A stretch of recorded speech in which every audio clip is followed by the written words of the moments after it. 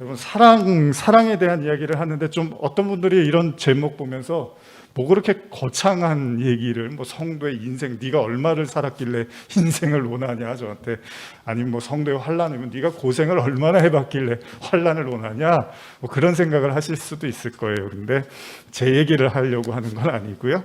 성경에서 말하고 있는 환난과 인생과 사랑에 대한 이제 이야기. 다음 주에는 그럼 이거 끝나면 뭐 할 것 어떤 주제를 할까요? 제가 어떤 주제를 할 것 같습니까? 혼인입니다. 혼인. 성도의 환난, 인생, 사랑, 그다음에 이제 혼인. 그리고 나서 이제 하나 마지막 주제가 온전함인데, 이렇게 하면 아마 올해 설교를 제가 이제 어느 정도 마무리를 하고, 지금 제가 내년 설교를 이제 준비하고 있거든요. 그래서 내년도에는 이제 연초부터 어떤 설교를 할지 이렇게 준비하고 있는데, 처음에는 제가 이렇게 설교 준비하면서 가끔 제가 그런 생각을 해요. 뭐 제 딴에는 막 이것저것 이렇게 하면서도, 근데 이게 참 이렇게 설교하는 게 큰 어떤 은혜가 될까, 의미가 될까, 이런 생각을 또 하면서도 한편으로 또 하나님이 이렇게 뭔가 끌고 가시는 것 같은 또 느낌을 받아서 나름대로 이제 열심히 마음을 가지고 이렇게 준비를 하는데, 오늘 그렇게 이제 세 번째 사랑에 대한 말씀을 나누려고 하는데, 여러분들이 생각하시는 사랑, 사실 이게 성경 얘기가 다 사랑이잖아요, 그죠?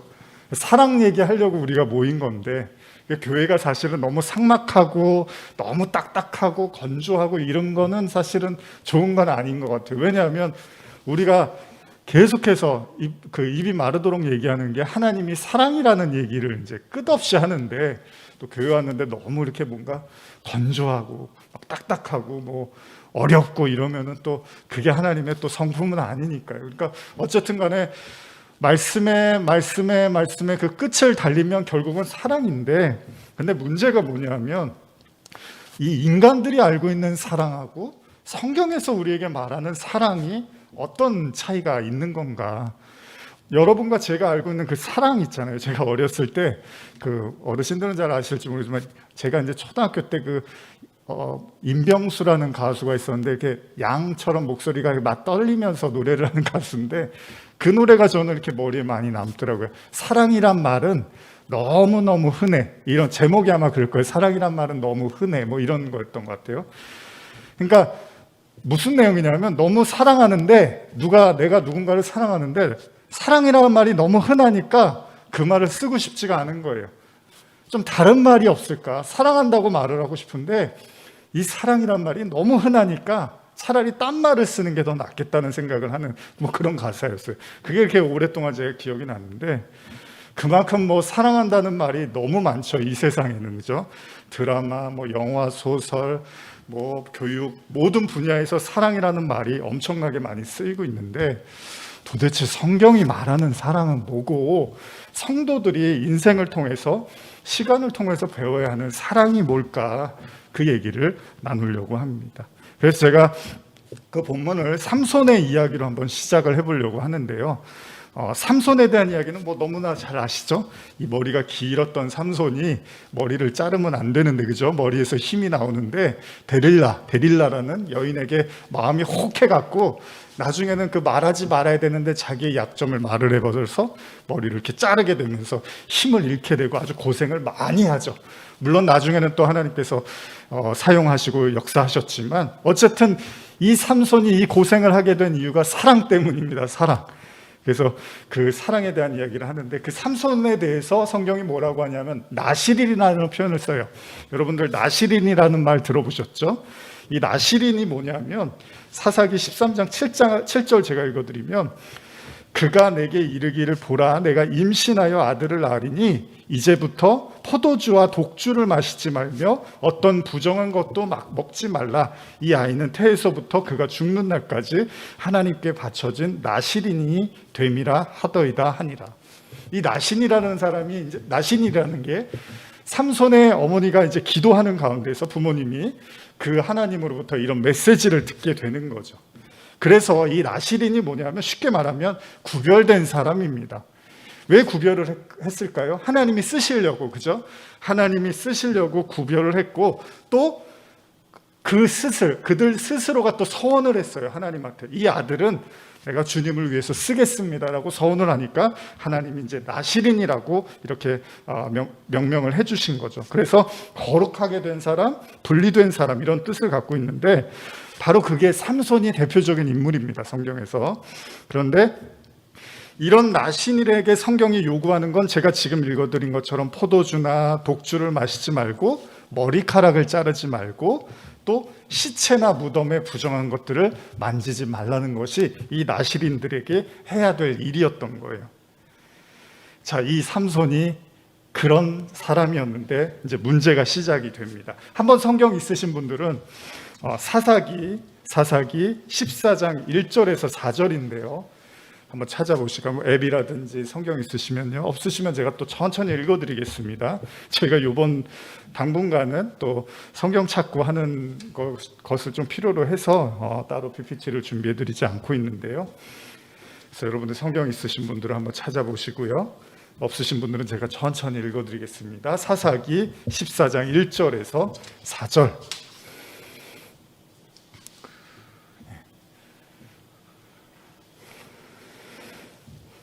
가정에서도 또 온라인 예배 드리시는 분들도 또 한번 성경 있으시면 같이 또 찾아보시면 좋을 것 같습니다. 자, 한번 제가 천천히 읽어드리고 여러분들 뭐 조용히 읽으셔도 되고 눈으로 보셔도 되고 편안하게 하시기 바랍니다.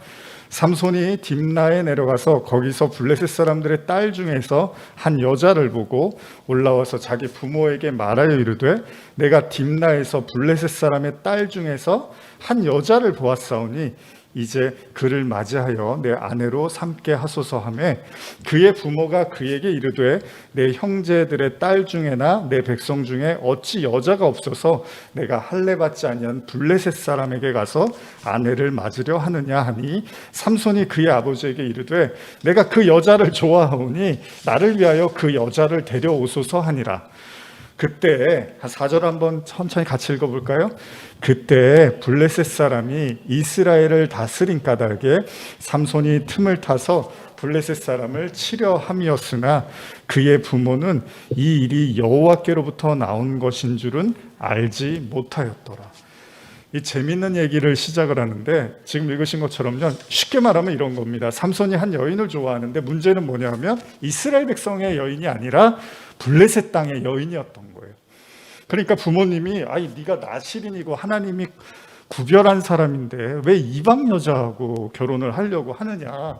우리도 이제 삼손이 욕심이 많구나, 하나님 말씀을 가볍게 여기는구나 라고 생각할 수 있는데 4절에는 뭐라고 하냐면 삼손이 틈을 타서 블레셋 사람을 치게 하려고 하는 거고 그의 부모는 이 일이 여호와께로부터 나온 것인 줄을 알지 못했다고 하는 거예요. 그러니까 뭐냐면 하나님이 삼손이 그냥 블레셋 여인을 좋아한 게 그냥 된 일이 아니라 하나님의 계획이 거기 있었다는 거예요. 그래서 실제로요, 이 사사기 이후에 14장 15장에서는 실제로 삼손이 그 일을 통해서 블레셋 사람을 치게 됩니다. 그러니까 여러분, 우리가 참 쉽게 모든 걸 이해하고 해석할 수가 없는 게요, 분명히 삼손의 행동이 뭔가 문제가 있어 보이고 하나님의 뜻을 거역하는 것 같은데 하나님의 뜻이었대요. 그게 계획이었고. 그러니까 우리는 쉽게 이것저것을 이렇게 판단할 수가 없는 거죠. 그런데 이제 그 다음 이야기가 오늘 여러분들이 잘 아시는 데릴라 이야기죠. 16장 4절 5절인데요. 이거 보시면은 여기도 한번 천천히 같이 보실까요? 16장 4절 5절입니다. 자, 한번 읽어보겠습니다. 이후에 삼손이 소렉 골짜기에 드릴라라는 이름하는 여인을 사랑하며 블레셋 사람들의 방백들이 그 여인에게로 올라가서 그에게 이르되 삼손을 꾀어서 무엇으로 말미암아 그 큰 힘이 생기는지 그리고 우리가 어떻게 하면 능히 그를 결박하여 굴복하게 할 수 있을는지 알아보라. 그리하면 우리가 각각 은 1,100개씩을 내게 주리라 하니. 자, 이제 드릴라 이야기가 시작이 됩니다. 근데 여기 보면요, 4절 보시면 아까 14장에서는 사랑한다는 얘기가 없었어요. 근데 16장에서는 삼손이 드릴라라 이름하는 여인을 사랑했다라는 이런 표현이 나오는데, 어쨌든 간에 이 사랑하는 이 마음이 또 어떻게 보면 삼손의 욕심처럼 보일 수 있지만 아까 14장의 이야기를 생각해 보면 여기에도 뭔가 하나님에 대한 뜻이 있을 수도 있다는 거죠.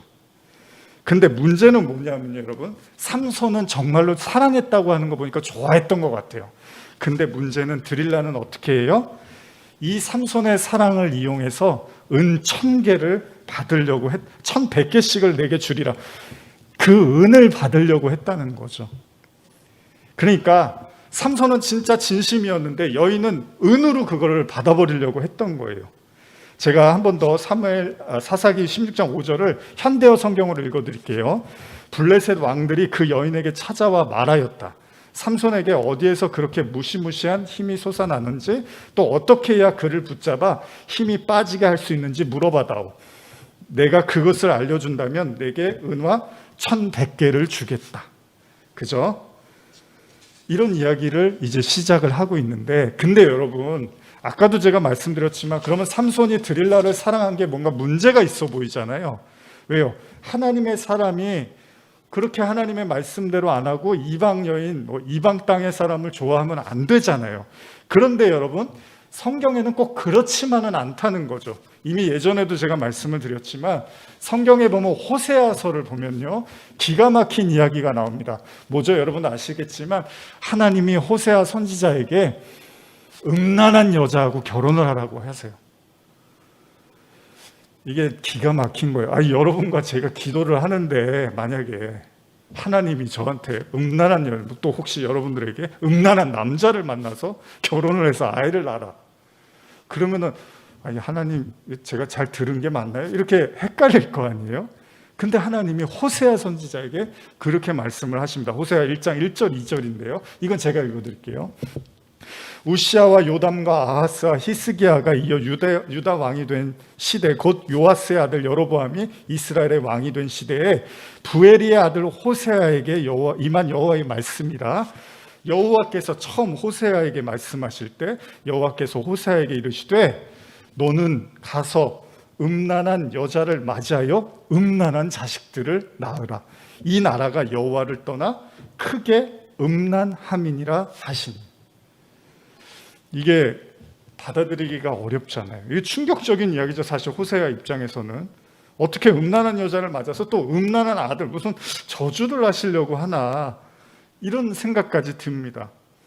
근데 여러분, 성경은요, 하나님께서 하나님의 사람을 부르실 때 그들의 삶을 거룩하고 경건한 삶으로 초대하시는 것만이 아니고요, 때때로 그들의 삶을 통해서 뭔가 다른 얘기를 하시기도 한다는 거예요. 그럼 그게 뭘까요? 호세아한테 음란한 여인을 맞이하라는 건 뭐죠? 하나님이 음란한 우리 이스라엘 백성을 사랑한다는 걸 호세아를 통해서 음란한 여인하고 결혼하는 걸로 보여주고 있다는 거예요. 그러니까 하나님은 우리가 거룩하고 우리가 깨끗해서 사랑하시는 게 아니라 우리가 비록 음란할지라도 하나님은 우리를 사랑하시겠다는 걸 호세아를 통해서 설명하시는 거예요. 그러니까 여러분과 저의 삶도요, 우리가 봤을 때는 내 삶이 왜 이렇지? 내 삶이 왜 자꾸 이런 식으로 가지?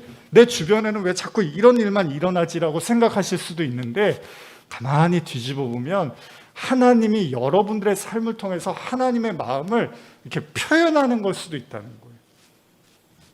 그래서 호세아도 처음에는 답답했을 거예요. 하나님이 도대체 왜 이런 말씀을 하실까? 근데 나중에 보니까 내가 이렇게 음란한 여인이라도 나는 사랑한다라는 걸 호세아한테 직접 말씀하셨다라는 겁니다. 그러면 삼손의 이야기나 호세아의 이야기를 보면 우리가 공통점으로 살펴보고 있는 건 바로 인간이 하나님의 사랑이나 하나님의 그 깊은 마음보다는, 그러니까 호세아도 사실은 음란한 여인하고 결혼했는데 계속 집을 나갑니다. 실제로. 그죠? 그리고 또 찾으러 가고 데려다 놓고 이걸 반복을 해요. 근데 지금 삼손도 그래요. 진짜 그 사랑하는 마음으로 데릴라를 사랑했는데 데릴라가 생각한다는 게 은 1100개를 어떻게 하면 받아낼까? 이런 생각을 하고 있었다는 거예요. 그런 의미에서요, 우리가 음란이라든지 간음이나 이런 걸요, 단지 육체적인 성적인 타락으로만 이해할 문제가 아니라는 겁니다.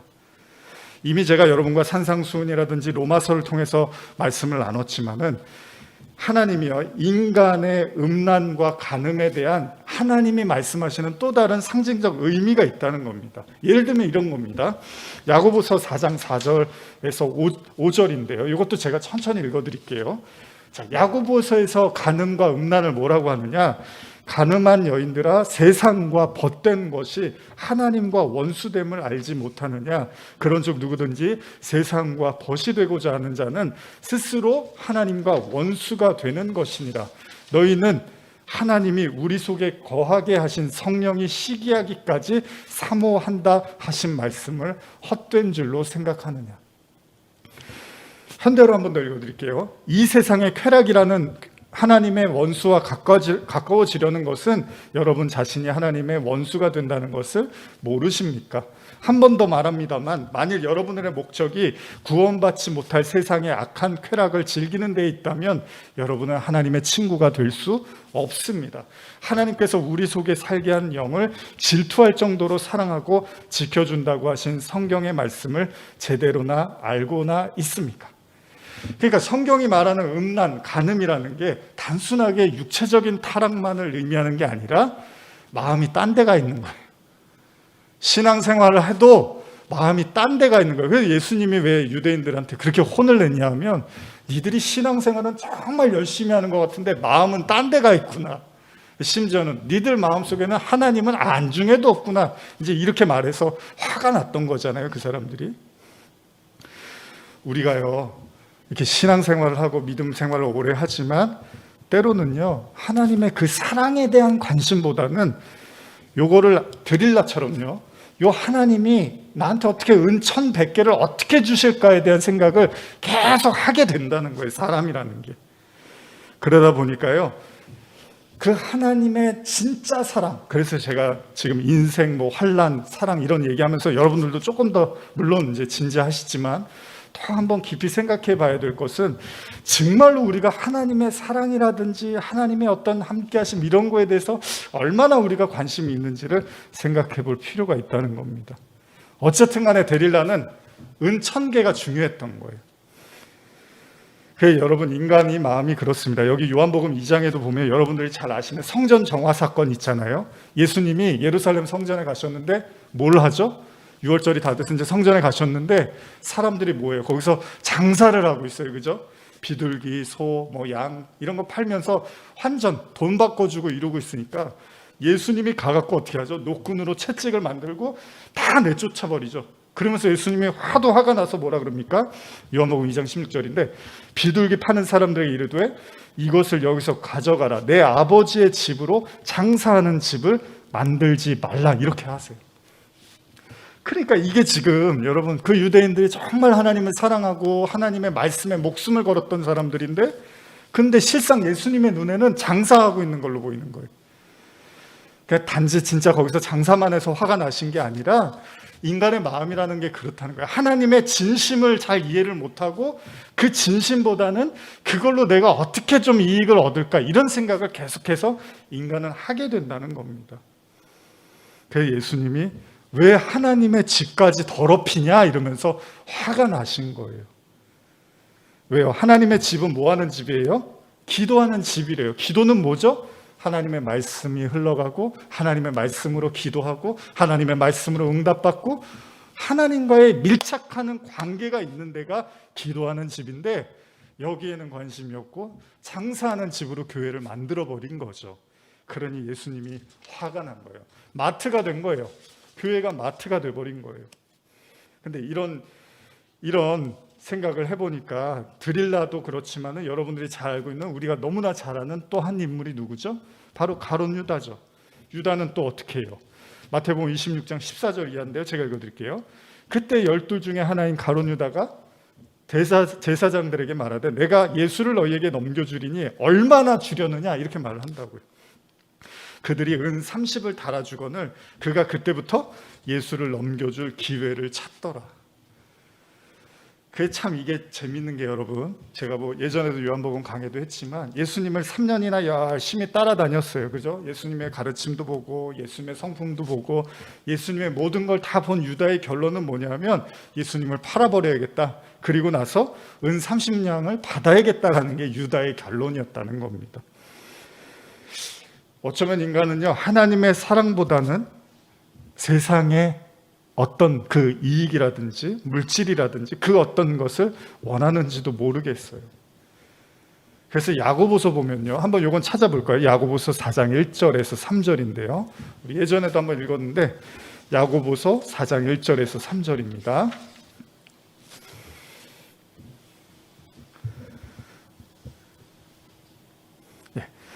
야고보서 4장 1절에서 3절입니다. 제가 한번 천천히 읽어보겠습니다. 너희 중에 싸움이 어디로부터, 다툼이 어디로부터 나느냐? 너희 지체 중에서 싸우는 정욕으로부터 나는 것이 아니냐? 너희는 욕심을 내어도 얻지 못하여 살인하며 시기하여도 능히 취하지 못함으로 다투고 싸우는도다. 너희가 얻지 못함은 구하지 아니하기 때문이요 구하여도 받지 못함은 정욕으로 쓰려고 잘못 구하기 때문이라. 이거 현대어로 조금 더 부드럽게 읽어드릴게요.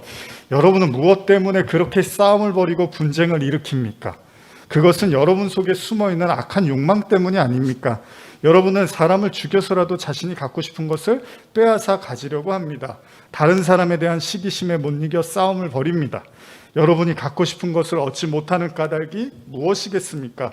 그것은 바로 하나님께 구하지 않기 때문입니다. 그런데 그리고 여러분이 구하여도 얻지 못하는 것은 그 목적이 나쁘기 때문입니다. 다시 말해서 여러분은 자신의 쾌락을 구하는 데만 급급해 있다는 것입니다.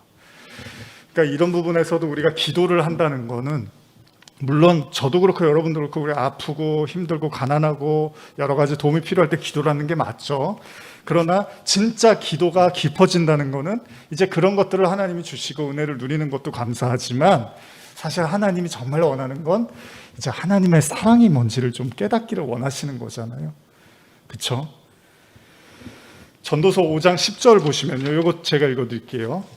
은을 사랑하는 자는 은으로 만족하지 못하고 풍요를 사랑하는 자는 소득으로 만족하지 아니하나니 이것도 헛되도다. 제가 요새 헛됨에 대한 이야기를 좀 했었는데 우리말로도 한번 읽어드릴게요. 돈을 사랑하는 사람마다 돈으로 만족하는 법이 없고 부를 사랑하는 사람마다 재산이 아무리 불어나도 만족하는 법이 없다.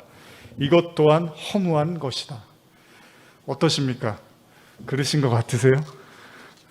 돈이 좀 많아 봐야지 이제 이런 말을 해야지 좀 위신이 서는데, 뭐 돈도 없는 사람이 이런 거 읽으면은 그러니까 그런 소리 하는 거야 뭐 이러실 수도 있겠지만 성경이 그렇게 말을 하고 있어요.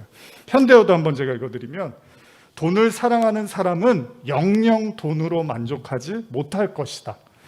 부자가 되면 행복해지리라고 생각하는 사람만큼 어리석은 사람도 없다. 어떻게 좀 이걸 믿으십니까? 받아들이시는 편입니까, 여러분들은? 아니면 그래도 일단 되고 나서 이런 걸 깨달으면 좋지 않을까, 뭐 이런 생각을 하실 수도 있겠죠. 제가 지금 돈 얘기를 하는데 사실 이게 돈만 얘기하는 건 아닙니다. 우리가 이 시점에서 한번 생각해 볼 건, 왜요? 인간이요, 이제 아까 삼손과 데릴라 이야기도 그렇지만은 왜 하나님의 사랑을 그대로 있는 대로 받아들이지 못하고 자기의 욕심을 채우기 위한 수단으로 이용하려고 할까? 이스라엘 백성들도 성전에서 하나님과 기도하는 집인데 거기를 장사하는 집으로 바꿔버린단 말이에요. 근데 왜 자꾸 인간들은 이런 행동을 반복할까요? 하나님의 진짜 의도를 자꾸 왜곡해서 인간의 유익을 위해서 자꾸 이렇게 변형시키고 그걸 하나님을 모독하는 거잖아요. 왜 그렇게 인간은 자꾸 그런 성향을 가지고 있을까? 그런 의미에서 다시 묻는 거예요. 도대체 사랑이라는 게 뭘까요? 하나님이 우리를 사랑한다는 게 무슨 의미입니까? 여러분, 하나님이 사랑하십니까? 여러분들이 하나님을 또 사랑하십니까? 어떻게 사랑하시나요? 또 하나님은 여러분들을 어떻게 사랑하시죠? 이렇게 물으면 이제 제일 많이 하는 게, 주님이 나를 위해서 목숨을 내놓으셨어요. 그런 사랑이 어디 있어요? 맞아요. 그런 사랑이 어디 있어요? 고린도전서에 보면 여러분들이 잘 아시는 13장에서 바울이 사랑에 대한 이야기를 이렇게 쭉쭉 하죠. 사랑은 오래 참고 온유하고 시기하지 아니하고 자랑하지 아니하고 교만하지 아니하고 무례행하지 아니하고 자기 유익을 구하지 아니하며 성내지 아니하고 약한 것을 생각하지 아니하며 불의를 기뻐하지 아니하며 진리와 함께하고 기뻐하고 모든 걸 참으며 모든 걸 믿으며 모든 걸 바라며 모든 걸 견딘다. 좋아요. 참 좋은 얘기인데 하나님이 여러분들을 어떻게 사랑하시나요? 이런 얘기 듣고 있으면 그냥 이렇게 선량한 걸 우리는 사랑이라고 생각할 거예요. 뭔가 이렇게 인격적으로나 말도 따뜻하게 하고 인격적으로도 참을성이 많고 푸근하고 여유가 있는 배려심이 많은 이런 걸 우리는 사랑이라고 생각을 할 텐데 또 고린도전서 13장 1절 가보면 또 그것도 아니에요. 그죠? 제가 여러분들에게 몇 차례 강조했지만 내가 사람의 방언과 천사의 말을 할지라도 사랑이 없으면 소리나는 구리와 울리는 꽹과리가 되고 내가 예언하는 능력이 있어 모든 비밀과 모든 지식을 알고 또 산을 옮길 만한 모든 믿음이 있을지라도 사랑이 없으면 또 아무것도 아니래요. 그러면 또 그것도 또 아닌 거예요. 그냥 착하고 따뜻하고 겸손하고 배려심 많은 게 꼭 또 사랑이 아닌 거예요. 그래서 13장 3절이 못을 박죠. 내가 내게 있는 모든 것으로 구제하고 또 내 몸을 불사르게 내어줄지라도 사랑이 없으면 아무것도 아니다. 그러면 또 그게 아닌가 보네. 또 착하고 뭐 이렇게 따뜻하고 헌신적인 거가 또 사랑은 아닌가 보네. 그럼 도대체 사랑이 뭘까? 하나님이 나를 사랑한다는데 그 무슨 의미일까?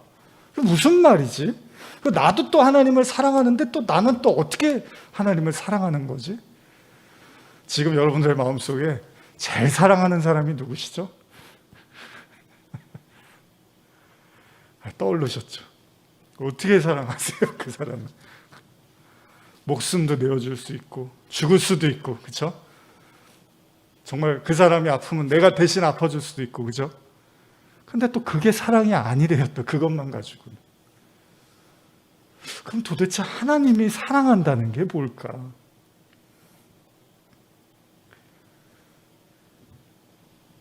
에덴 동산 한번 떠올려 보시면요, 여러분. 에덴 동산은 하나님의 사랑과 은혜로 충만한 곳이었죠. 왜요? 진짜 하나님이 아담과 하와를 위해서 모든 걸 전폭적으로 다 지원해 주시고 함께 해 주셨어요. 아쉬울 게 하나도 없었어요. 너무 아쉬울 게 없어서 그런지 그게 은혜인지도 모르고 사랑인지도 몰랐을 거예요. 아담과 하와가. 여러분, 제가 공부할 때 차이라는 거 공부했는데 차이 있죠. 차이. 사과라는 말이 있으면은 뭐 사과에서 글자 하나 빼면 시과가 되죠. 뭐 검정색, 흰색, 우리가 이런 걸 통해서 차이를 보잖아요. 이름도 제가 뭐 황룡 아니면 저하고 똑같은 이름이 있으면은 이렇게 구분이 안 되잖아요. 부를 때. 그러니까 뭐 큰 황룡알, 예를 들면 작은 황룡알 이렇게 해서 차이가 있어야지 그 구분이 되잖아요. 그러니까 무슨 말이냐면 아담과 하와가 에덴 동산에서 하나님이 너무 잘해주니까 이게 사랑인지도 은혜인지도 몰랐을 거라는 거예요. 그렇죠? 왜요? 거긴 사랑밖에 없으니까 그 안에서는. 그런데 이제 죄라는 걸 지으면서 얘기가 달라지죠. 창세기 3장 8절에서 10절. 여러분들이 잘 아시는 구절인데 제가 읽어드릴게요. 그들이 그날에 바람이 불 때 동산에 거니시는 여호와 하나님의 소리를 듣고 아담과 그의 아내가 여호와 하나님의 낯을 피하여 동산 나무 사이에 숨은지라. 왜 숨었죠? 죄를 지니까. 이제 죄라는 게 들어오니까 사랑만 있던 곳에서 두려움이라는 게 생겼어요. 9절입니다. 여호와 하나님의 아담을 부르시며 그에게 이르시되 내가 어디 있느냐? 이르되 내가 동산에서 하나님의 소리를 듣고 내가 벗었으므로 두려워하며 숨었나이다. 이 죄가 들어오니까 갑자기 아담과 하와가 두려워하기 시작하고 도망치고 숨기 시작했다는 겁니다. 쉽게 말하면 그동안은 한 번도 불편하지 않았던 하나님이 불편해지기 시작하는 거예요. 왜요? 내가 벗어서, 내가 창피해서 하나님을 피하고 숨게 됐다는 겁니다. 그래서 창세기 3장 7절에 보면요, 이에 그들의 눈이 밝아져서 자기들이 벗은 줄을 알고 무화과 나무 잎을 엮어 치마로 삼았다고 기록을 해요. 이게 최초의 죄입니다, 여러분. 사실은요, 여러분, 저도 이 창세기의 이 3장 이야기를 많이 하지만 여기에 모든 얘기가 다 있어요. 그냥 복음까지 다 들어가 있어요. 여러분과 제가 그것만 잘 이해해도 복음을 다 이해할 수 있어요, 사실은. 잘 생각해 보십시오. 왜 인간이 하나님의 사랑보다 세상이나 물질 세계에 더 관심을 보일까요? 원래 아담은요, 하나님을 피해 다니던 사람이 아니었습니다. 근데 그가 하나님을 피해 다닌다는 건 뭐죠? 하나님보다 더 중요한 뭔가가 생겼다는 거예요. 그렇잖아요, 그죠? 여러분과 제가 누구를 피할 때는 내가 지키고 싶은 뭔가가 있으니까 피하거나 도망치는 거예요. 그쵸? 하나님보다 더 소중한 뭔가 가치를 발견했는데 그게 뭐냐면, 잘 들어보세요. 자기 벌거벗은 모습을 죽어도 보여주고 싶지가 않은 거예요, 하나님한테. 이 죄를 짓고 나니까 하나님 앞에서 자기의 벌거벗은 모습이 창피하기 시작하더라는 거예요. 자기의 초라한 모습, 죽으면 죽었지 내 초라한 모습을 절대 하나님 앞에 내놓고 싶지가 않은 거예요. 그래서 아담이 뭘 하냐면요, 무화과나무 잎을 하나 따서 가려요, 자기의 하체를. 하나님 앞에서 감추고 싶은 게 생기고 가리고 싶은 게 생기고 창피함을 느끼고 두려움을 느끼고 초라함을 느끼더라는 거예요. 여러분, 부부가 그러면 안 되잖아요. 볼 때마다 초라하고 두렵고 불안하고 보여주고 싶지, 내 모습을 보여주고 싶지 않고 이러면은 좋은 게 아니잖아요. 뭐 친구도 마찬가지지만. 아담이랑 하나님이 아무 문제가 없었는데 죄를 지니까 창피해요, 자꾸 보여주기가, 내 모습이.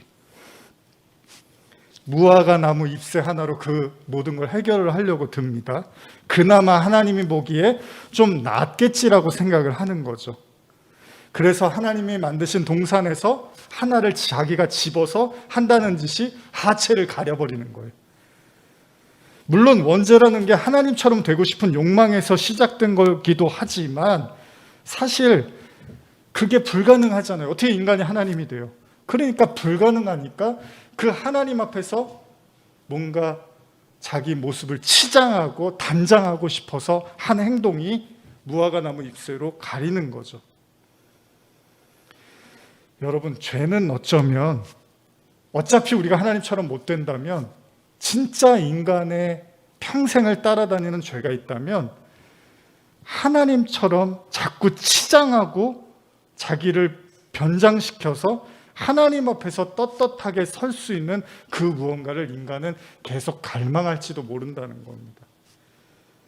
어쩌면 인간이 세상과 벗을 하고 물질 세계를 탐할 수밖에 없는 이유 중에 하나는 내가 조금 많이 갖고 내가 조금 똑똑해지고 내가 힘이 좀 생기면 하나님도 나를 칭찬해 주지 않을까라는 어리석은 인간의 생각에서 비롯된 걸지도 모른다는 거예요.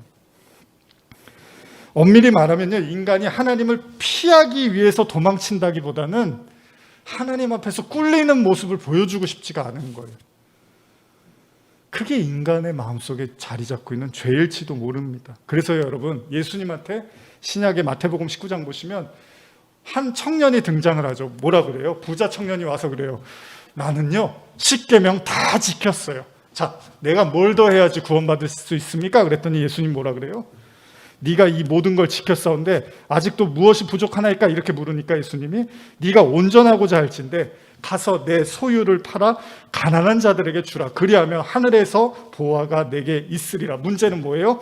이 청년이 재물이 많음으로 이 말씀을 듣고 근심하여 가니라. 그러면서 예수님 뭐라 그래요? 내가 너에게 진실로 이르노니 부자는 천국에 들어가기가 어려우니라. 물론 여러분들이 이걸 단순히요 물질이 많고 적음 이런 걸로 생각하시면 안 됩니다. 이 청년은 하나님 앞에서 부족함 없는 자기의 모습을 뽐내고 싶었던 거예요. 이 정도면 하나님 구원받는데 아무 문제가 없겠죠? 그랬더니 예수님이 그렇게 생각하는 너의 마음과 생각과 그 재물을 다 팔아야지만 내가 너를 구원해 줄 거야. 이렇게 말씀을 하시는 거예요.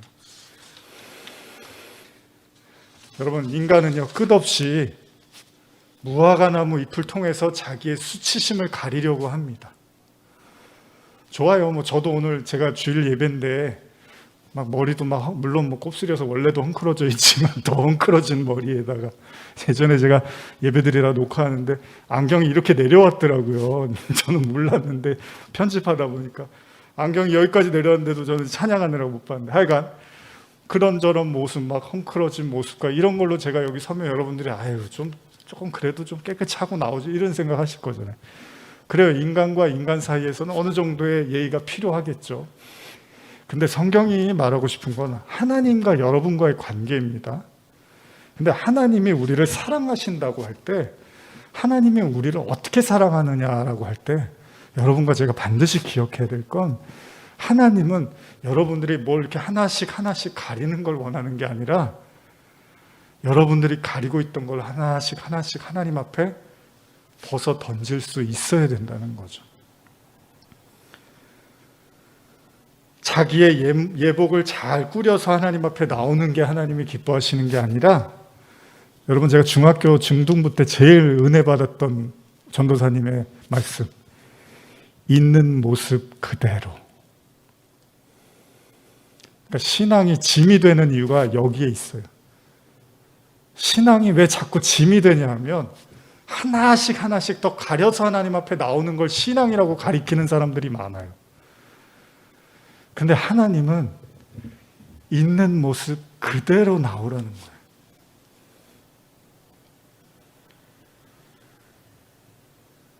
예레미야 40장 3절 보시면요. 제가 읽어드릴게요. 멸망을 당한 자여 내가 어떻게 하라느냐. 내가 붉은 옷을 입고 금장식으로 단장하고 눈을 그려 꾸밀지라도 내가 화장한 것이 헛된 일이라 연인들이 너를 멸시하여 내 생명을 찾느니라.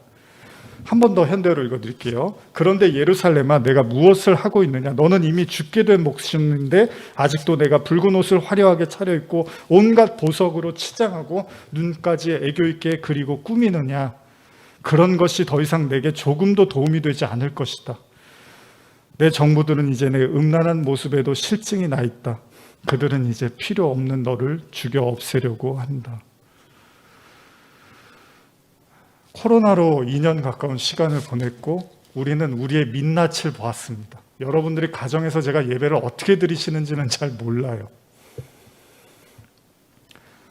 격주마다 드리는 현장 예배, 또 가정 예배, 어떤 식으로 여러분들이 신앙생활을 하는지는 잘 모릅니다. 그런데 하나님은 다 아실 거예요. 여러분들의 민낯을 다 보실 거예요. 그렇죠?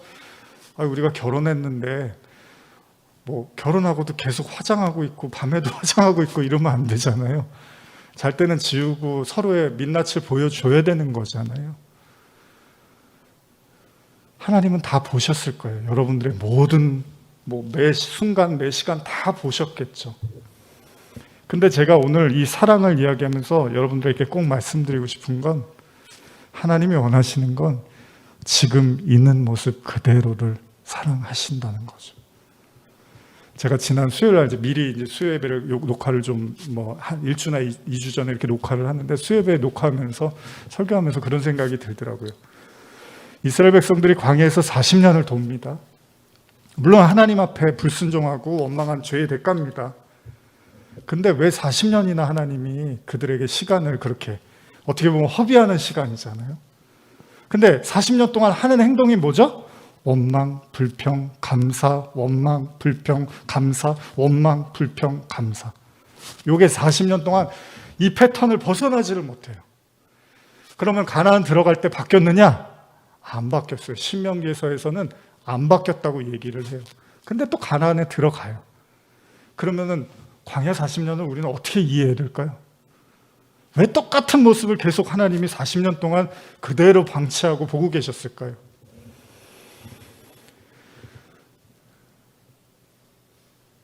여러분과 제가 이런 생각을 해볼 수 있을 것 같아요. 그게 우리 모습이에요.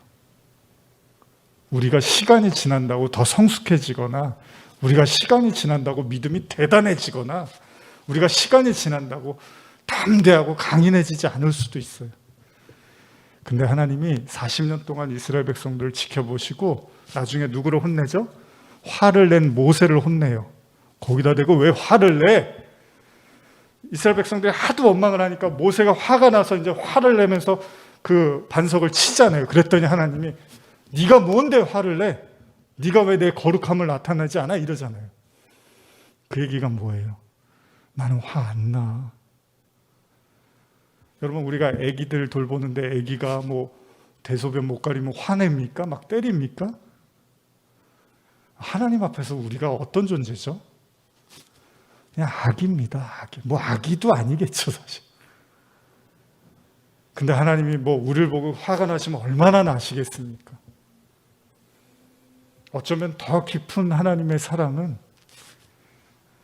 우리가 깨달아야 될 더 깊은 사랑은 이런 나를 하나님이 있는 그대로 다 사랑하시는 게 사랑이 아닐까. 가끔 드라마 같은 거 보면 그런 거 있잖아요. 돈 보고 뭐 얼굴 보고 뭐 백그라운드 보고 결혼했다가 그게 사라지면 떠나는 뭐 이런 얘기들 많이 있잖아요. 근데 진짜 사랑은 뭐예요? 그런 게 없어도, 저런 게 없어도, 이런 게 없어도 끝까지 그 사람과 함께 하는 거잖아요. 저는 성도의 사랑을 생각하며 이런 말씀을 나누고 싶었습니다. 여러분들의 있는 모습 그대로를 하나님은 사랑하십니다. 그게 하나님의 하시는 사랑이 아닐까요? 가늠하던 여인에게 찾아오신 예수님, 나도 너를 정죄하지 아니하노니. 누구도 여러분들을 정죄할 수는 없습니다. 그리스도 안에 여러분들이 계시다면, 여러분들이 하나님을 아버지로 모신다면 하나님은 여러분들이 어떤 모습을 갖고 있어도 여러분들을 사랑하실 겁니다. 우리 이제 마무리하면서 아까 불렀던 마지막 찬양 같이 부르면서 잠깐 기도하고 이제 마치겠습니다.